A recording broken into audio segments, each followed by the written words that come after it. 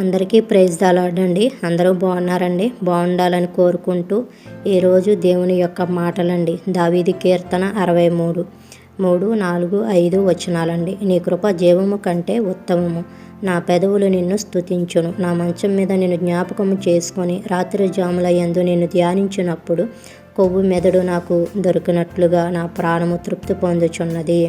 అవునండి, ఆయన కృప జీవము కంటే ఉత్తమమైనదండి. మనము నిత్యము ఆయన్ని స్తుతించేవారిగా ఉండాలండి. మనము కొన్నిసార్లు మంచం మీద పడుకొని ఆయన్ని ధ్యానించినప్పుడు, ఆయన మాటలు జ్ఞాపకం తెచ్చుకున్నప్పుడు మన మనసు ఎంతో ప్రశాంతంగా ఉప్పొంగుచుంటుందండి.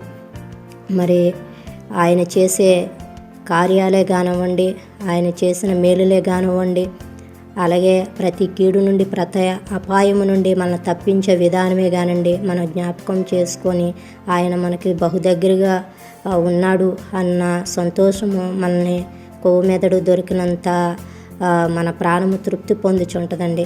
మరి అటువంటి కృప దేవుడు మీకు మాకు అందరికీ అనుగ్రహించాలని కోరుకుంటూ మరి ఈ మాటలు ముగిస్తున్నానండి.